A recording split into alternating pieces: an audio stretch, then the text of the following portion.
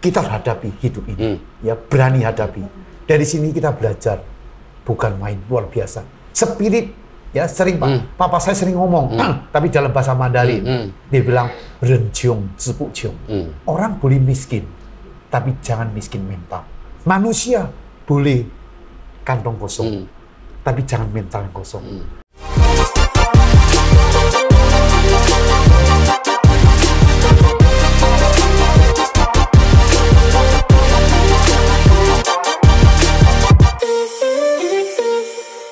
Oke, siap Kumbanan-Kumbananku. Jadi hari ini saya kedatangan tamu spesial, idola saya waktu saya masih kuliah 10 tahun yang lalu itu saya sering datang beli quote-quote-nya, ya kan? Tapi kebetulan hari baru pertama kali lihat aslinya kemarin. Siapa dia? Ini dia, Om Awe, ya kan Om ya? Luar biasa. Waduh, terus terang aja Om, saya nih dari dulu beli buku Om juga, terus hampir setiap bulan sekali ataupun 2 minggu tuh ke Arta Gading ataupun ke toko Om itu cari quote-quote Om.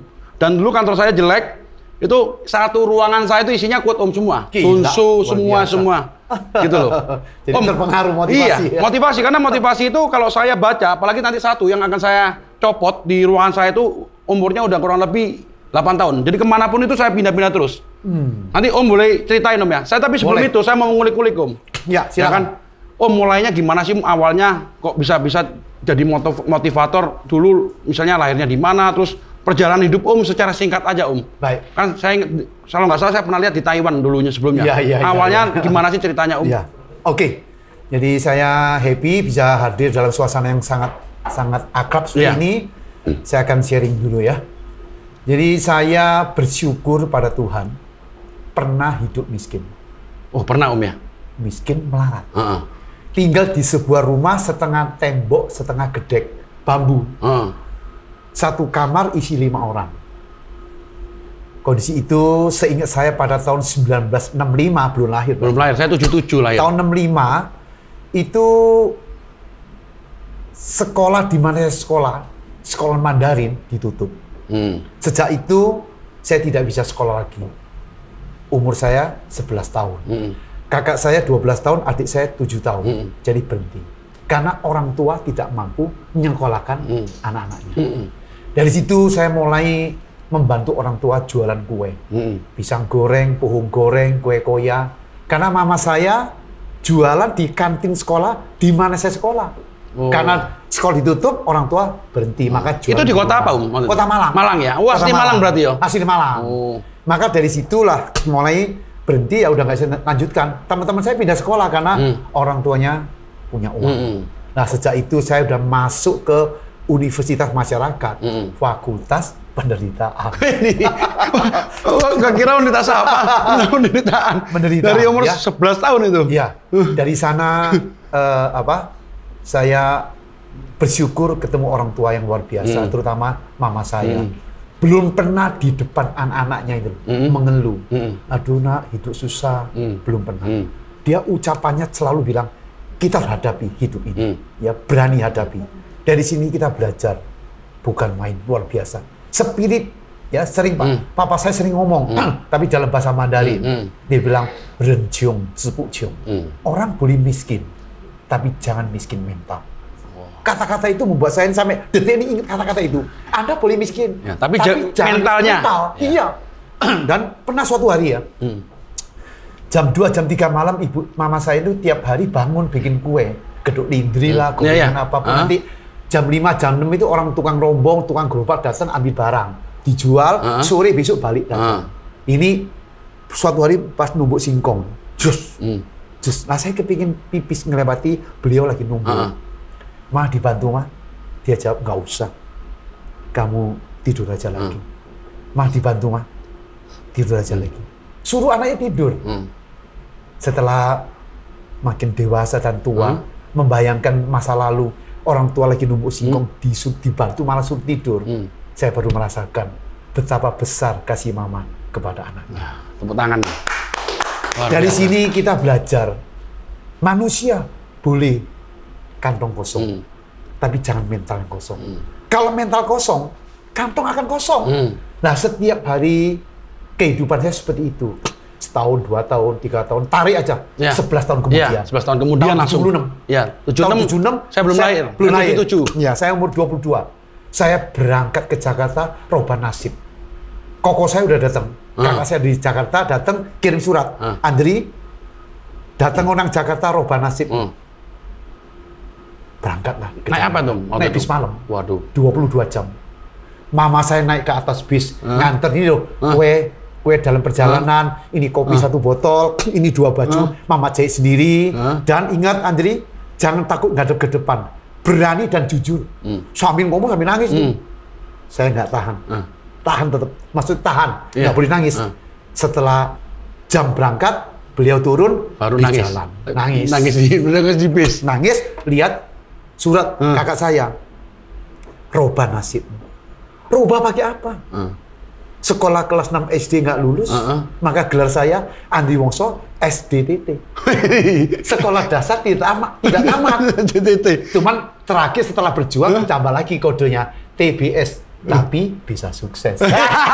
SDTT TBS. Iya. Wah, luar biasa nih. Setelah berjuang. Sampai merinding loh. Iya. Jadi waktu begitu saya di mobil nangis berbes mili bahasa Jawanya. Rubah pakai apa? Kelas 6 SD nggak lulus, keluarga miskin. Ya. Selama di Kota Malang belum pernah loh saya ngalami sekeluarga, kakak saya, adik saya, mama saya, papa saya makan di restoran besar di Malang. Sekalipun nggak pernah. Restoran tanggung yang nggak pernah. Restoran kecil yang nggak pernah. Pinggir jalan yang nggak pernah. Tur luar negeri, tur dalam negeri, tur dalam kota nggak ada. Ulang tahun, nyanyi-nyanyi, happy birthday, tiup lilinnya, ndas semua ditiup. Tuku kue tarai mumet ndas sih? Mumet. Lah, yang ada kalau ulang tahun saya dapat 2 telur merah. Masih dipotong telurnya. Separuh kasih adik saya, separuh kasih kakak saya. 1 telur ulang tahun. Luar biasa. Luar biasa perjuangannya. Luar biasa. Nah, dari sini orang mungkin ada yang nanya, yang bener Pak, cerita ini bener nggak? Lah kalau saya bohong, biar rezeki saya diambil Tuhan. Kalau bohong. Tapi kalau jujur, tambahkan Tuhan 10 kali. Iya, amin. Ya memang kadang-kadang orang kan nggak ngerti lah perjuangan seseorang itu. Betul. Karena lihat sekarang Awi itu sukses. Orang, wah mana mungkin sih.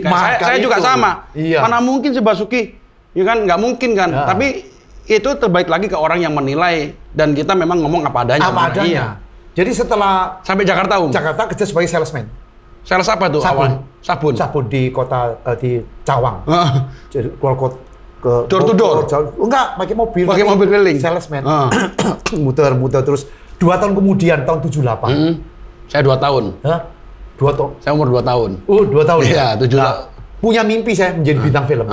Karena waktu itu udah latihan kungfu.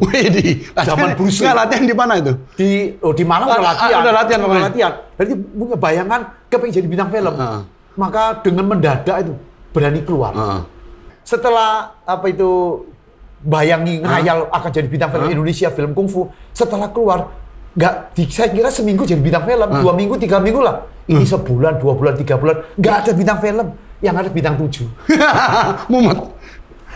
Mumet. Wah, akhirnya ngamuk kakak saya. Kamu ya? Diajak ke Jakarta kerja kok mah jadi bintang film. Ngawur kamu, kerja lagi. Tunduk saya. Kenapa? Merasa gagal.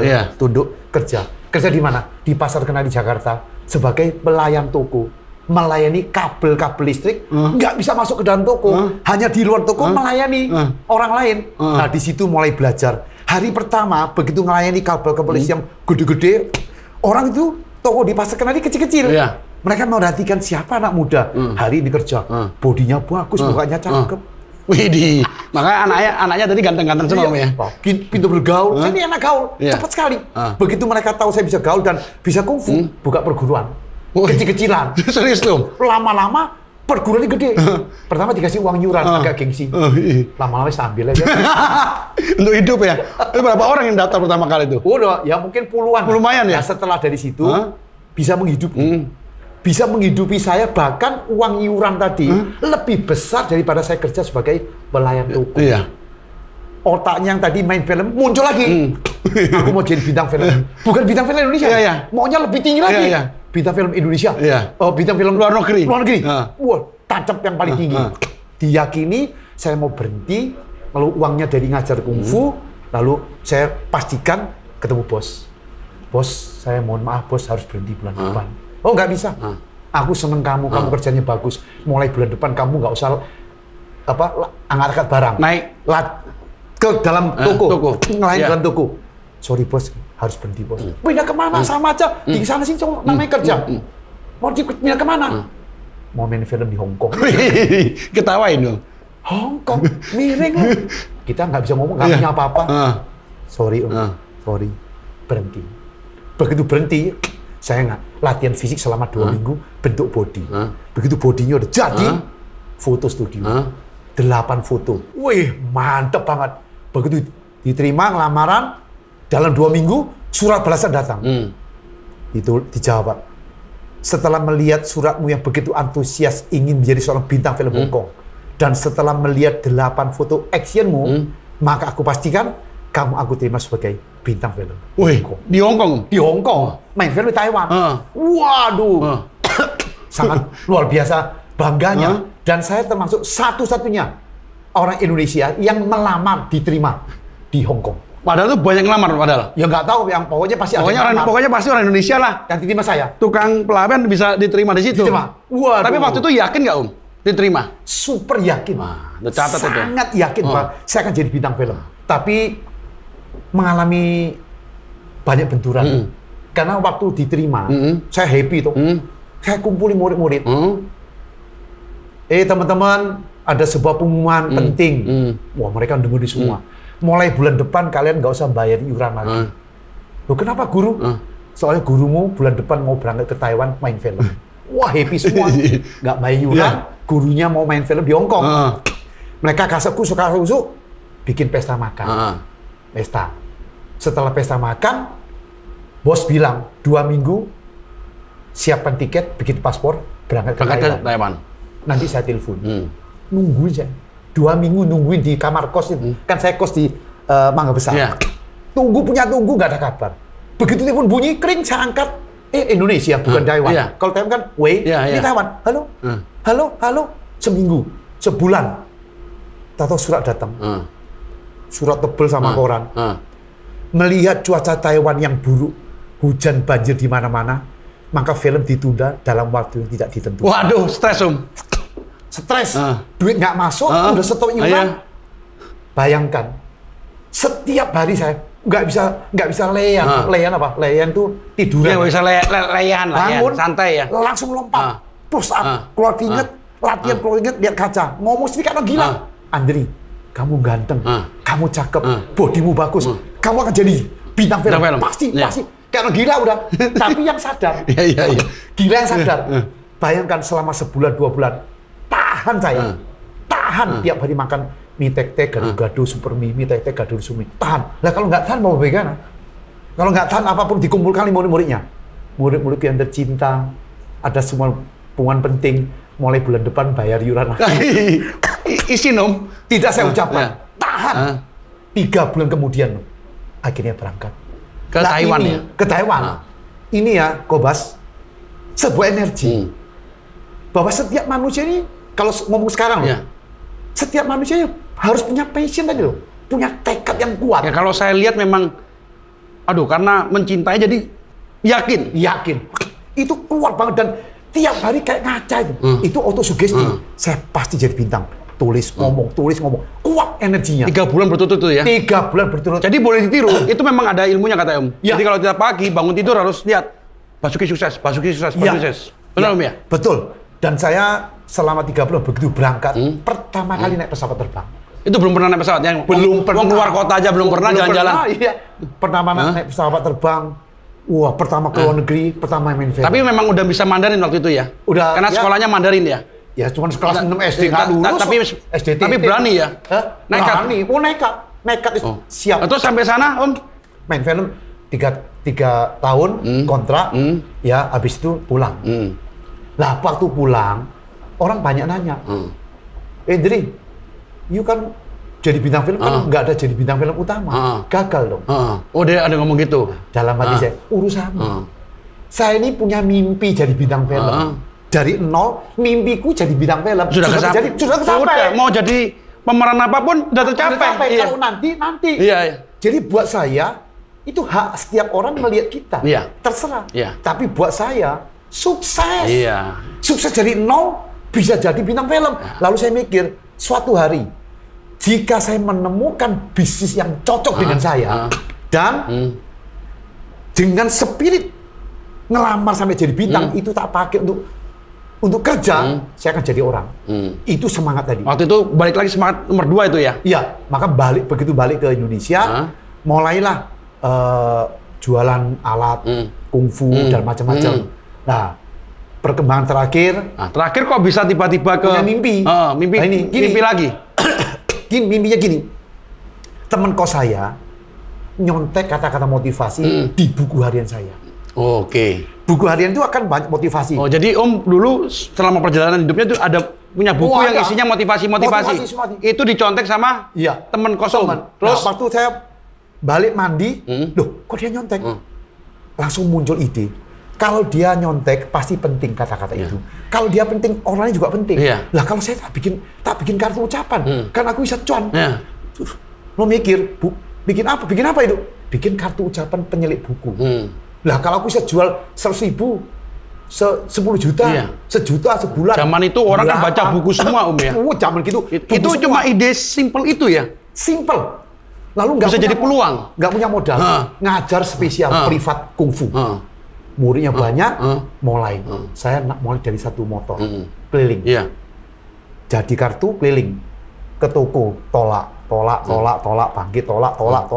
Orang pikir nggak ada yang nyari. Ya nggak ada yang nyari yang baru. Kartu baru mana ada yang nyari? Mau kita pencipta. Tahan terus. Lama-lama ada satu ngecek. Itu saya nggak akan lupa selamanya. Beliau udah almarhum. Saya bawa album kungfu, album main film. Saya jual kartu ucapan, motivasi, merek Harvest. Harvest itu kan panen. Harvest panen. Ada berjuang dulu baru bisa panen. Lalu saya dulu bintang film, kakek Umang. Siapa ini? Miskin sok-sokan jadi bintang film. Kasih lihat albumnya. Begitu lihat albumnya, ada kungfu. Wih, lu kungfu bener ya? Nah, di situ tersentuh. Oh, dia yakin dia. Maka jadi orang penting apa? Jujur. Apa adanya, punya passion. Begitu ada passion, saya mau belajar. Dia beli 50%. Dibeli 50%, tanpa tahu dia laku nggak laku. Luar biasa ya. Muncul. Wah, yakin nih. Gila, ada satu toko yang beli, ada 2 toko yang beli. Dia habis ngajar kungfu, di Lokasari tempatnya. Saya nungguin aja, ada yang beli. Nggak ada. Down, bangkit, down. Tiap hari seperti itu. Lama-lama ada yang beli. Begitu ada satu yang beli, pasti ada 2 beli. Lalu gulung dalam 5 tahun maksimal, saya jadi miliarder. Cuma itu doang Om ya? Dari satu kartu. Dari sini menunjukkan. Berarti cari ide yang bagus. Berarti Om Awi ini bukan itu juga Om, ulet Om. Mungkin kalau orang lain saya yakin lepas. Aduh, nggak laku. Dari situ langsung kita bikin diversifikasi produk. Produknya macam-macam. Dari kartu, kertas surat, amplop, macam-macam udah banyak. Udah bikin perusahaan. Udah. Itu yang namanya AW Publishing itu ya? Iya, publishing. Saya lihat Bang, kalau saya udah pasti ingat karena saya ngumpulin itu terus terakhir nih Om, singkat cerita. Terus dari itu sudah paham ini. Kan kok tiba-tiba muncul yang motivasi, terus ada tantangan Om itu gimana tuh? Ya jadi gini. Tahap 1985 saya bikin kartu ucapan. Sampai tahun 2000, 15 tahun pertama, itu kata-kata motivasi. Setelah ke atas, saya orangnya muncul jadi motivator.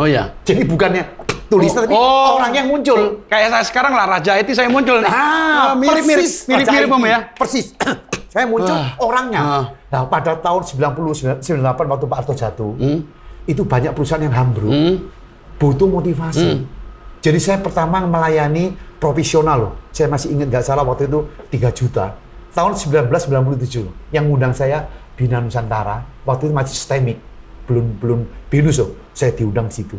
Pertama kalinya untuk memotivasi. Untuk memotivasi dan profesional.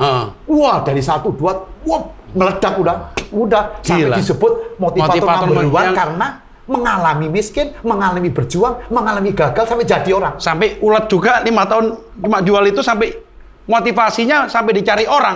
Iya, benar Om. Iya. Saya aja dulu koleksi Om, apalagi kalau dulu yang ada tantangan Om itu yang susah tuh. Iya. Cuma limited itu. Sampai betul-betul sampai jadi raja kartu. Nah, Raja jadi, Kartu. iya, lalu sampai Raja IT, Raja Kartu. Iya, tahun 2000-an sampai sekarang udah berjalan terus. Jadi sudah nangkring. Iya. Nah, dari sini lahir sebuah filosofi success is my right. Oke, boleh nggak jelasin success is my right itu seperti apa Ya. untuk anak muda ini? Bahwa banyak sekali anak muda sekarang ini loh, ya dimanapun berada di dunia juga sama, kena penyakit mitos. Keturunan miskin aku nggak akan sukses. Pendidikanku rendah nggak akan sukses. Aku cuma SMP, SMA, S1 Indonesia, bukan luar negeri. Ini semua mitos. Sio ini, sio itu, sio naga, sio apa? Sio ular. Ular ya? Oh, ya. Saya sio kuda. Ya, karena ular malas katanya. Ya. Habis makan tidur. Nah, saya sio kuda. Pernah suatu hari, waktu masih kecil, diajak mama ke tempatnya Kota Batu Malang. Ramal. Omnya datang lihat, sio apa kamu? Sio kuda, om. Oh, miskin, kurang ajar. Langsung pagi, itu? Pagi, siang, sore. Lahir pagi, sengsara. Selama hidup sengsara, sio kuda. Masuk kuping kini, melalui apa? Dari situ saya berjuang. Pada saat jadi, saya bilang mama saya, mas, mampir ke tukang ramal. Sampai sana orangnya udah mati. Dari sini menunjukkan, jangan percaya mitos-mitos itu. Sukses itu punya ada faktor-faktor yang menentukan. Punya kita sendiri lah. Kita yang menentukan. Maka muncul kata-kata itu, success is my right, hak kita. Siapapun, apapun yang kita mau berjuang, hak kita. Selama kita tadi, success is my right. Sukses bukan milik orang-orang tertentu. Sukses milik Anda, milik saya, dan milik siapa saja yang benar-benar menyadari mau jadi IT, raja IT. Menginginkan, memperjuangkan. 3 kunci. Jadi kata-kata sukses is my right itu dimanapun 3 kunci itu. 3 kunci. Menyadari, menginginkan, memperjuangkan. Kalau nggak diperjuangkan percuma. Percuma. 3 kunci jadi 1. Dan ini sudah mendunia. Dan dari sana melewati perjuangan motivasi, saya diversifikasi. Ya buku, ya CD, ya masuk radio, TV, semuanya tuh ya. Majalah, masuk semua. Sampai bikin motivation industry. Luar biasa. Luar biasa. Sampailah terakhir ini senam. Ya, senam nanti saya mau kupas terakhir, Kalau bisa saya ajarin juga, Nah, saya mau tanya lagi, Waktu salam luar biasa itu muncul mulai motivasi berapa lama, Saya tahun Terus kenapa kok luar biasa? Tahun 90-an, 92 saya sudah diundang di Malaysia. Direct Selling Congress pertama di Malaysia, saya pembicara, motivator. Ya, itu udah pakai luar biasa. Karena tadi itu kondisi miskin, kondisi nggak punya apa-apa, punya apa? Yang luar biasa tadi, luar biasa. Orang malas saya rajin, orang pesimis saya optimis, orang takut saya berani. Itu aja cukup. Jadi berbeda. Selamanya kalau kita punya mental dan cara berpikir yang luar biasa, pasti luar biasa. Mungkin cuma dampak kok. Bengis, totalitas tanpa batas. Nah, saya kan bengis itu artinya negatifnya kan ada tuh kata kejam. Tapi kejam dalam arti kalau kita kerja harus kejam, totalitas tanpa batas. Ya. Saya mau tanya lagi nih, Kira-kira udah berapa seminar yang tengin? Berapa buku yang udah buat? Berapa penghargaan? Ya. Susah ngitungnya ya? Susah. Banyak banget penghargaan banyak sekali. Mulai BUMN, universitas top Indonesia, UI, Unbra, Diponegoro, ya ITB, semua top udah pernah ngundang saya. BUMN semua, kepolisian, tentara, umum semua. Gak usah lihat banyak-banyak, lihat di laci saya simpen kartu tiket pesawat yang bisnis kan, 1 laci penuh. Itu kok dilihat ribuan itu.